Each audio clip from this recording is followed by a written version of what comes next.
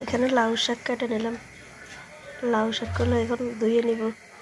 এখানে মাছ নিয়ে নিলাম, মাছ দিয়ে লাউ শাক রান্না করব। এখানে ফুলকপি নিলাম, আলু নিলাম, মাছ দিয়ে ফুলকপি দিয়ে আলু দিয়ে রান্না করব।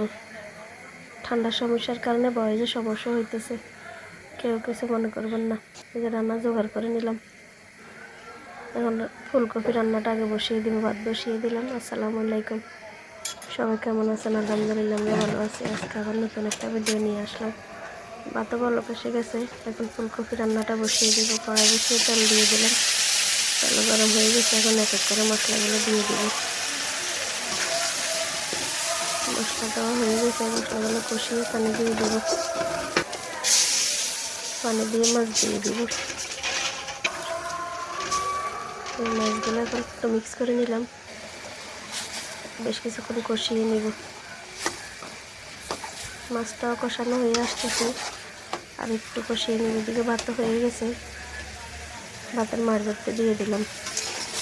মাছ কষানো হয়ে গেছে, এখন আলু আর কপির ডাঁটাগুলো আগে সিদ্ধ করে রাখছিলাম, এগুলো দিয়ে দিলাম। এগুলো এখন একটু বেশ কিছুক্ষণ কষাবো। এখন শাক রান্নাটা বসিয়ে দিব।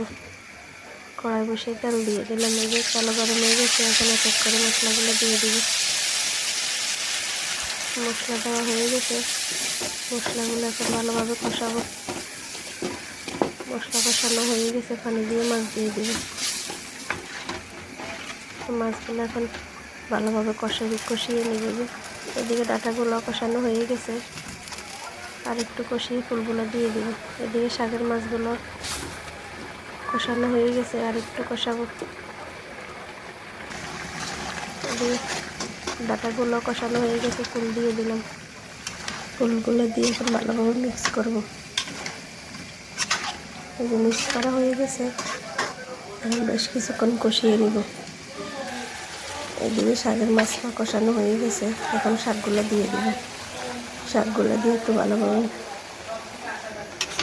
নিয়ে আসা পর্যন্ত অপেক্ষা করবো। ভালোভাবে মিক্স করে নিব, যাতে মাছের সাথে মিক্স হয়ে যায়। মিক্স করা হয়ে গেছে, এখন কষিয়ে নিব বেশ কিছুক্ষণ। এদিকে ফুলটাও ভালো কষে গেছে, একটু মিক্স করে দিলাম, আবার একটু নেড়ে দিলাম। এই ফুলও কষানো হয়ে আসছে, শাকটাও কষানো হয়ে গেছে। এখন অল্প করে পানি দিয়ে দিলাম একটু জিরা ধনিয়ার গুঁড়ো। এখন একটু মিক্স করে আবার হওয়া পর্যন্ত জাল করব। অনেক সুন্দর হয়েছে শাকের কালারটা। এদিকে ফুলকপিটাও কষানো হয়ে গেছে, এখন একটু জিরা ধনিয়ার গুঁড়ো দিয়ে দিব পানি দিয়ে একটু মিক্স করে বেশ কিছুক্ষণ জাল করব হওয়া পর্যন্ত। কপির কালারটাও অনেক সুন্দর হয়েছে। এবার বলক এসে গেছে কপির, একটু নেড়ে দিলাম। শাকটাও একটু নেড়ে দিলাম।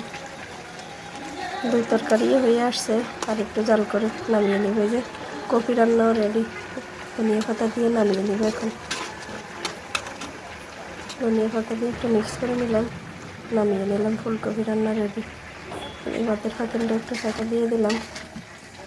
এই শাকটাও হয়ে গেছে, এখন নামিয়ে নেব। শাক রান্নাও রেডি। এই ছিল আজকের রান্না কমপ্লিট। এখন খাওয়া দাওয়া করে নিব। আজকে পর্যন্তই। সবাই ভালো থাকবেন, সুস্থ থাকবেন। যেখান থেকে ভিডিওটা দেখেন, ভালো লাগলে লাইক কমেন্ট করবেন। আল্লাহ হাফেজ। সবাইকে অনেক ধন্যবাদ।